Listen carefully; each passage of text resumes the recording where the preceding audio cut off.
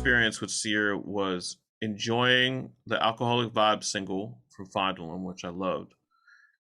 And of course, like him doing like the faux reggae chorus on Walk Like a Duck from Curious, which that song was like my fucking anthem in 1995 when I was in high school. And and then of course hearing him on Church and Bob just fucking absolutely herbing people, like completely just embarrassing people, like fucking rappers would come up and be there as guests and he would just fucking crack on them for no reason. Like it was, but that was part of, that became the shtick of the show, is that like Right. come up to Stretch and Bob, like Sear is gonna crack on you.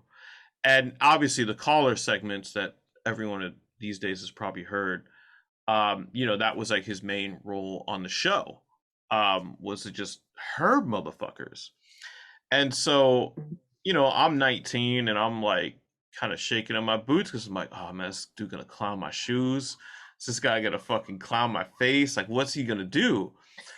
And of course, he did nothing because I'm just like a guy, like in a room, you know what I mean? But he, Sear is on, like it's not like an act, like when, I mean, Sear is, I'll talk about this too, but like Sear, has worked for like Shade 45 on Sirius for many, many years now. I believe he's still there, but if he's not, he had been there for at least, 10, 15 years. Probably is still there. And,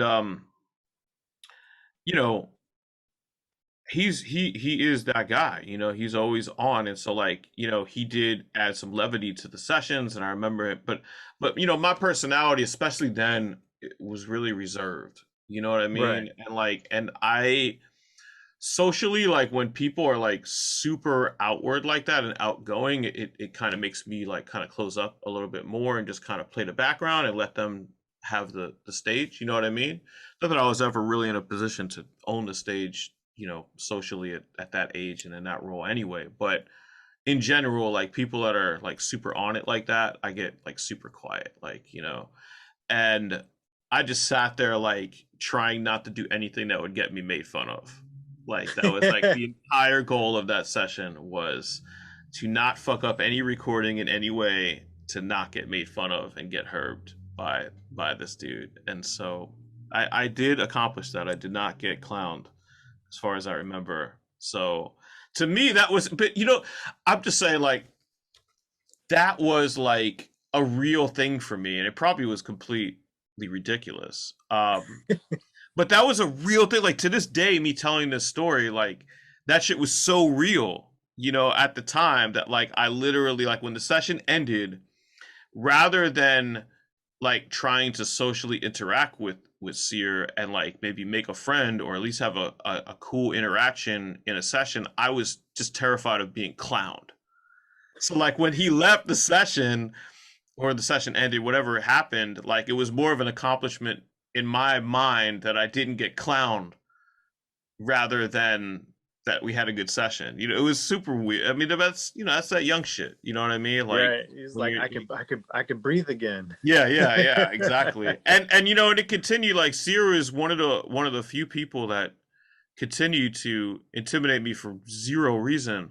My 9 to 5 work history after I left Jux, I bounced around a little bit and I eventually ended up at Sirius. And I worked at Sirius radio, Sirius satellite radio at the time. I was a sports producer, believe it or not. It's like a different world. This is why I say a lot of things are was, because I don't know who that guy that was producing sports is anymore. But I did that for a while and it was good while it lasted. It was bad when it was bad. But I didn't work in the music department at all at Sirius.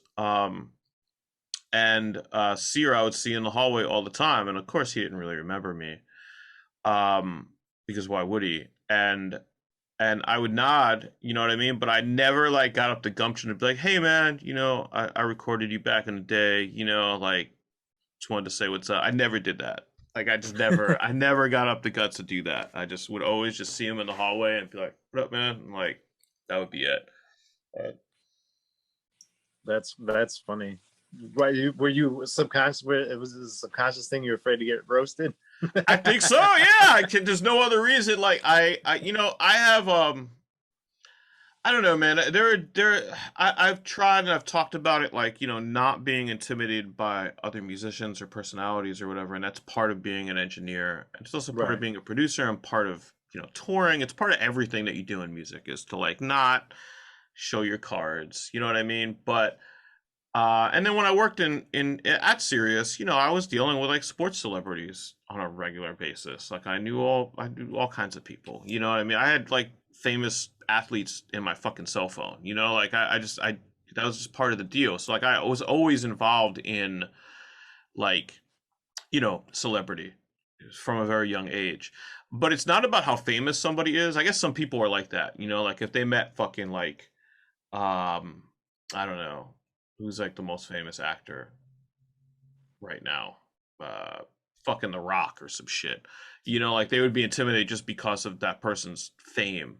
For me it was like Right. more about like what they're known for. And like when you introduce me to somebody that's known for just cracking on people, like that's gonna put me in a certain like defensive stance, which is totally unfair to Sear, but I'm sure he Well, was with didn't really give a growing up, shit, like so. grow, growing up, how we grew up, like that was part of the game. Like when you were growing up, your friends would crack on you, or like other people would crack on you. Nobody wanted to go home being known as the guy that got roasted. You know what I mean? So, I came up when my first job in the city, we were all the same age. A bunch of us were, 18, 19 years old before I was at Ozone.